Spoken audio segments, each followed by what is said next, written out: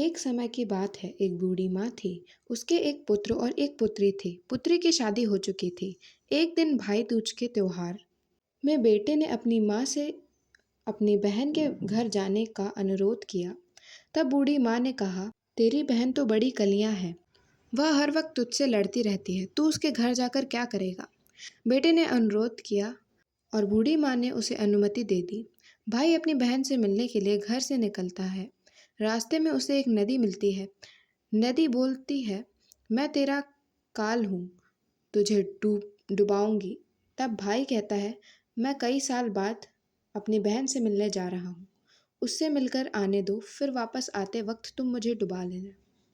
तो नदी मान जाती है और उसे रास्ता दे देती है। थोड़ा आगे बढ़ता है तो रास्ते में उसे सर्प मिलता है। सर्प बोलता है, मैं तुम्हें डस लूँगा। तब भाई कहता है, पहले मुझे अपनी बहन से मिलकर टीका लगवा लेने दो, फिर तुम मुझे डस लेना। सर्प भी उसे रास्ता दे देता है। अब वह आगे बढ़ता है। आगे जंगल में उसे एक शेर मिलता है। शेर कहता है, मैं तुझे खा जाऊंगा।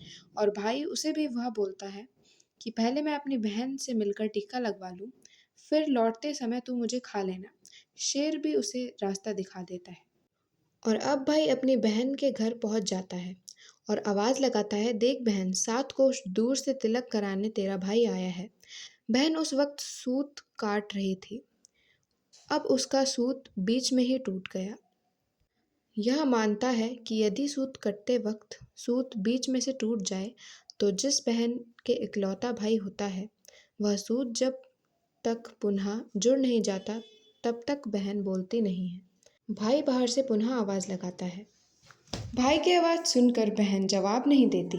तो भाई मन में सोचता है, मुझ गरीब से मेरी बहन बात नहीं करना चाहती।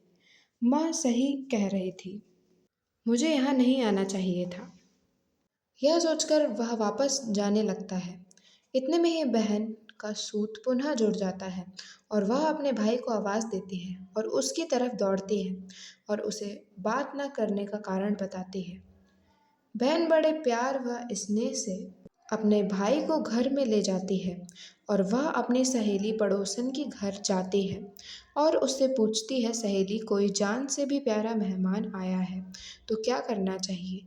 पड़ोसन मजाक में कह देती है, तेल में चौका लगाना चाहिए और घी में चावल पकाने चाहिए। भोली बहन पड़ोसन का मजाक समझ नहीं पाती और वैसा ही करती है और अब ना तो चौका सूखता है और ना ही चावल सींचते हैं। इधर भूखा भाई उससे कहता है, बहन भूख लग रही है, खाना परोस दो। तब बहन बोलती है, आज ना तो चावल सींच रहे हैं और ना ही चौका सूख रहा है। भाई ने पूछा, कैसे तो तूने चौका लगाया और कैसे तूने चावल चढ़ाए? बहन बोली, मैंने पड़ोसी, उसने कहा, जान से प्यारा मेहमान आए तो तेल का चौका लगाना चाहिए और घी में चावल चढ़ाने चाहिए। भाई बोला, अरे मेरी भोली बहन, कभी तेल का चौका सूखता है और कभी भी घी में चावल पकते हैं। तू पानी का चौका लगा और पानी में ही चावल चढ़ा। फिर वह ऐसा ही करती है। जब चौका सूख जाता है और चावल पक जाते हैं तब उसे घी और शक्कर डालकर भाई को देती है और फिर उसे तिलक करती है। कई दिन बीत जाते हैं। एक दिन भोला भाई, बहन अब मैं घर वापस जा रहा हूँ, माँ अकेली है। अगले दिन सुबह बहन जल्दी उठकर गेहूं पीसकर भाई के लिए लड्डू बनाती है और कुछ लड्डू बच्चों के लिए रख कर अपने भाई को विदा करती है। सुबह जब बच्चे उठते हैं तो माँ से खाने मांगते हैं। तब माँ उन्हें वही लड्डू दे देती है। तब वह देखती है कि ये सारे लड्डू हरे रंग के हो गए हैं। फिर वह चक्की में देखती है तो उसमें गेहूं के साथ एक सर्प भी पिस गया होता है। वह उन लड्डू को फेंक देती है और अपने भाई के पीछे भागती है। रास्ते में एक पेड़ के नीचे उसका भाई बैठा होता है। उसे देखकर भाई बोला, क्या हुआ बहन? तब बहन पूछती है, मैंने तुझे लड्डू बांधे थे, वो कहाँ हैं? तेरे लड्डू मैंने अभी नहीं खाए, पेड़ पर टंगे हैं, ले ले। वह पेड़ से लड्डू उतारती है और वहीं गड्ढा खोदकर लड्डुओं को गाड़ देती है। फिर अपने भाई को सारी बात बताती है।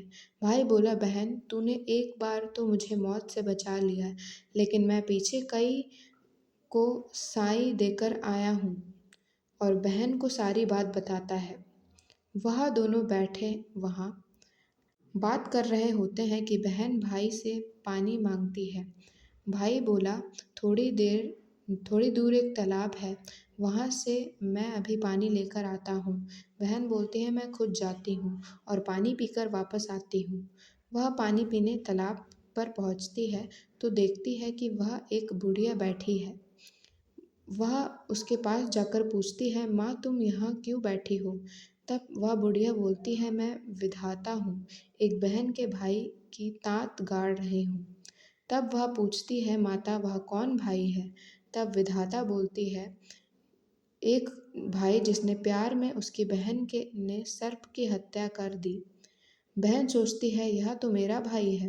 वह घबरा जाती है और विधाता से पूछती है, माता उस भाई को इस श्राप से बचने के लिए क्या करना चाहिए? विधाता उसे बता देती है कि उसकी एक बहन है।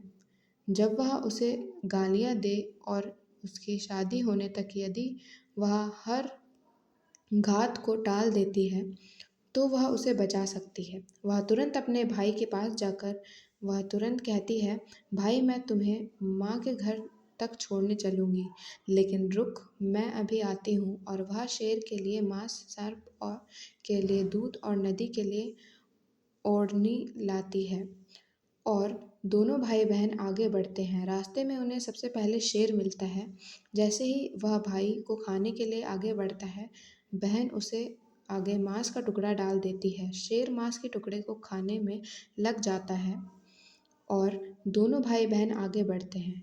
आगे उन्हें एक सर्प मिलता है और जैसे ही सर्प उसे डसने के लिए आगे आता है, बहन सर्प के लिए दूध का प्याला रख देती है।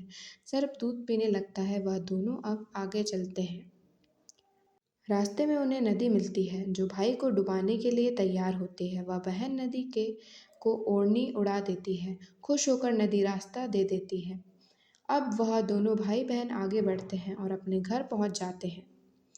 बेटी को देख कर माँ खुश हो जाती है, पर बहन उसी समय भाई को गाली देने लगती है। तब माँ बेटे से कहती है, इस कलिया बहन को क्यों ले आया? तब भाई बोलता है, माँ बहन तो बहुत अच्छी है, पता नहीं पर इसे आते कि क्या हो गया। थोड़े दिनों में भाई का रिश्ता आता है। तब सब कहते हैं, बहन पागल तो है पर भाग्यवान है। पर जब ससुराल वाले सगाई के लिए मिठाई लाते हैं तो बहन कहती है, इसकी मिठाई क्यों? बांटते तो पहले मेरी मिठाई बांटो। कई बड़े बुजुर्ग बोले, इसे भी भाई के साथ बैठा दो। सगाई शुरू होती है। वहाँ आग लग जाती है। बहन को तो पता ही था कि उसके भाई का घात है। उसने तुरंत ही वह आग बुझा दी। अब कुछ दिनों बाद शादी के कार्यक्रम शुरू होते हैं, परंतु बहन हर समय भाई के साथ रहती है। जब भाई की निकासी होने लगती है तब बहन बोली, अरे इसकी निकासी क्या करते हो, पहले मेरी निकासी करो और इसे पीछे के दरवाजे से लेकर जाओ। बहन ने इतना बोलते ही आगे एक का दरवाजा टूट कर गिर गया।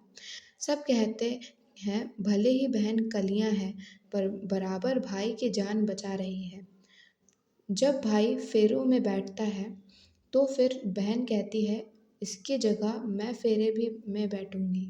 शादी के बाद जब दूल्हा दुल्हन की रात जगती है तो बहन कहती है, इसकी नहीं, पहले मेरी रात जगाओ।